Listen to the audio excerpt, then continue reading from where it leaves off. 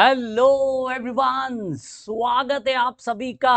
आज आज एक खतरनाक वाली वीडियो लेके आया हूँ। क्यों पूछो पूछो क्यों? क्योंकि सर, इंजीनियरिंग में तो एडमिशन हो गई, फर्स्ट राउंड सेकंड राउंड लग चुकी है, एडमिशन मिल चुकी है, हमने कंफर्म भी करने का सोच लिया है।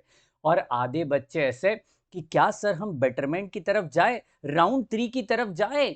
मैं कहूंगा, अगर आपको आपका ड्रीम कॉलेज या फिर ड्रीम ब्रांच, इसमें से एक भी चीज अगर राउंड 2 में मिल जाती है, आपको एडमिशन कंफर्म कर देना चाहिए। आपको एडमिशन कंफर्म कर देना चाहिए। और एडमिशन कंफर्म करने के बाद इस वीडियो को, इस बाबा जी के दरबार को अपनाना चाहिए और आ जाना चाहिए। क्योंकि आज बताने वाले हैं, इंजीनियरिंग में एडमिशन तो हो गई सर, अब आगे क्या करूं?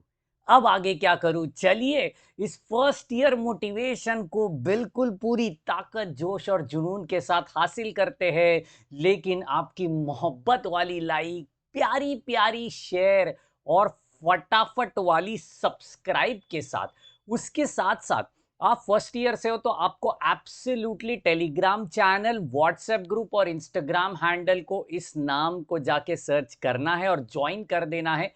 नहीं तो नीचे डिस्क्रिप्शन बॉक्स में सारी लिंक मक्खन की तरह प्रोवाइड की जाती है, जाके प्यारा सा क्लिक और बाबा जी की दरबार में आपका स्वागत हो जाएगा। तो यार, आज मैं आपको बताने वाला हूं कि यार एक्चुअली फर्स्ट ईयर में क्या क्या करना चाहिए। तो बेसिकली एडमिशन होने के बाद आपको 5 गोल्डन रूल्स को अपनाना चाहिए। सर, कौन से है वो 5 गोल्डन रूल्स, बता ही दो हमें तो मजा आ जाएगा। तो सबसे पहला रूल होता है टेक्स्ट बुक।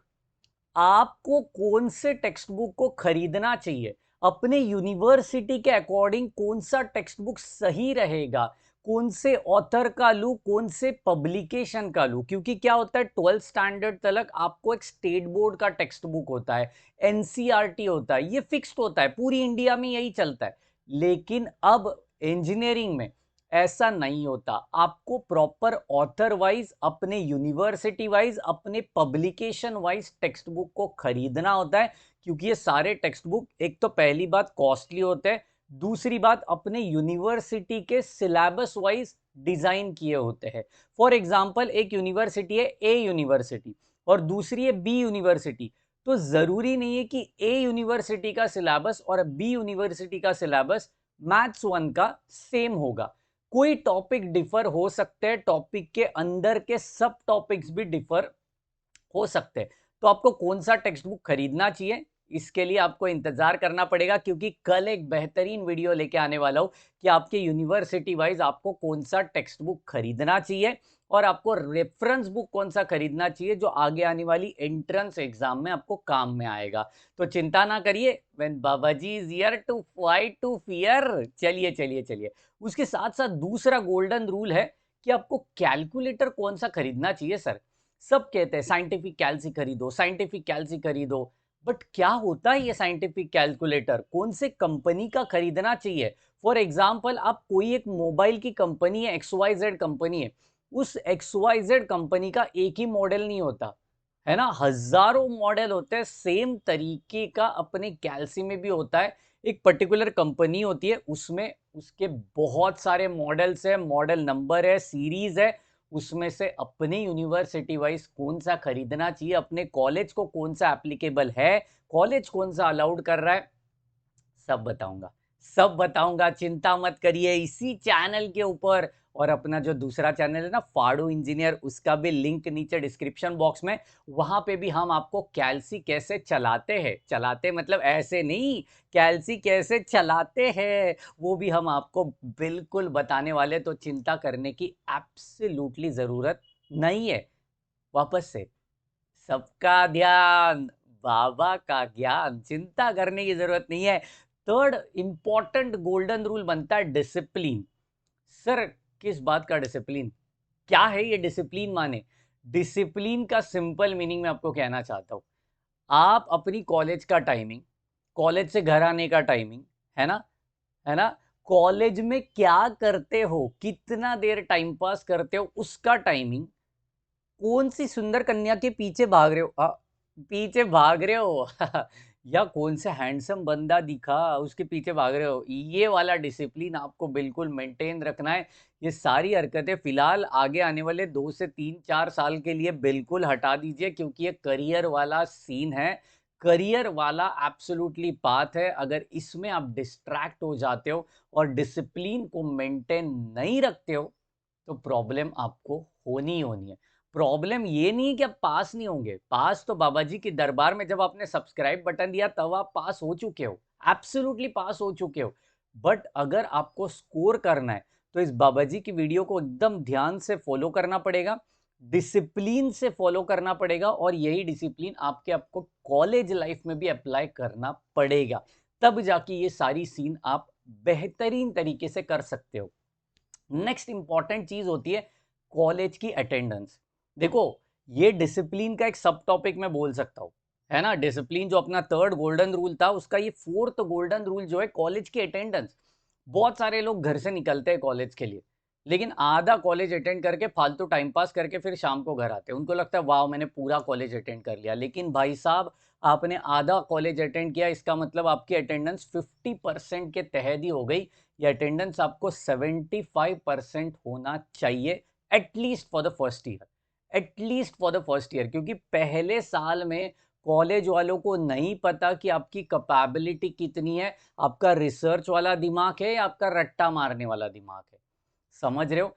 तो सेकेंड ईयर ऑनवर्ड्स क्या होता है, आपके प्रोजेक्ट्स होते हैं, आपका रिसर्च वाला दिमाग है, तो कॉलेज ही आपको प्रमोट करता है कि नहीं भाई तू जा रिसर्च कर, हम आपकी अटेंडेंस संभाल लेंगे। इस सारी सिचुएशन में फर्स्ट ईयर में कोई कोई कोई भी जगह नहीं है, क्योंकि कॉलेज वालों को पता ही नहीं कि आप कौन हो। तो आपको कॉलेज की अटेंडेंस फॉलो करनी है, उसके साथ साथ आपको आपका स्कोर भी इंक्रीज करना है, ताकि कॉलेज वालों को भी समझे भाई साहब हम भी कोई कम नहीं हैं, हम बाबा जी की दरबार से आए तो चिंता करने की जरूरत नहीं है। ओके, तो कॉलेज की अटेंडेंस फॉलो करनी है। जिस दिन कॉलेज जाओगे पूरा कॉलेज, पूरा लेक्चर, पूरा प्रैक्टिकल बैठ के ही वापस आना है, समझ रहे हो मेरी बात को। टाइम पास नहीं करना है।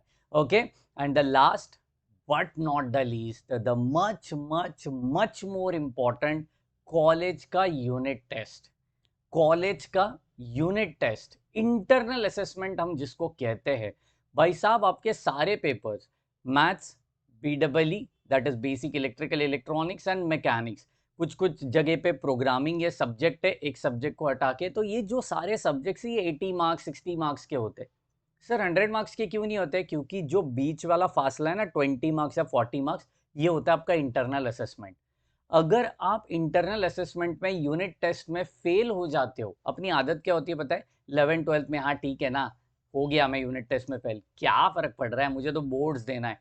यहाँ पे ऐसे नहीं होता है, यहाँ पे एब्सोल्युटली ऐसे नहीं होता है। आपको इस सारी यूनिट टेस्ट में कंपलसरी पास होना ही पड़ेगा, वो भी अच्छे मार्क्स से पास होना पड़ेगा, क्योंकि ये सारे मार्क्स आपके फाइनल मार्कशीट में बिल्कुल रिफ्लेक्ट होते हैं।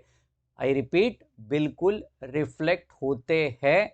अगर आपको 20 में से 8 मार्क मिले तो 8 दिखेंगे आपको फाइनल एग्जाम, फाइनल मार्कशीट के ऊपर, जो आपको इंटरव्यू में दिखाना पड़ता है, भाई देखो मैंने कितने गुल खिलाए हैं। और अगर आपको 20 में से 18 मार्क मिलता है, सोचो 8 मार्क किधर है और 18 मार्क्स किधर है। तो इसमें से कौन सा चीज आपको अपनाना चाहिए? मैं तो कहूंगा भाई साहब ये सारे गोल्डन रूल है, आपको सारे के सारे अप्लाई करने चाहिए, तब जाके मेरा फर्स्ट ईयर का पॉइंटर 9+ रहेगा। और ये 9+ अगर आप फर्स्ट ईयर में स्कोर कर लेते हो, तो आपका 4 साल का जो एक गोल्डन मार्कशीट बनेगा ना, जो वॉल के ऊपर रणछोड़ दास चांचड़ की तरह लगाया जाता है, वो बहुत बेहतरीन होगा। याद रखना मेरी बात को। तो आपको ये पांचों गोल्डन रूल्स एब्सोल्युटली अप्लाई करना है, और इन अप्लाई करने की पहली स्टेप है, भाई को मोहब्बत वाली लाइक और फटाफट वाला सब्सक्राइब कर दीजिए।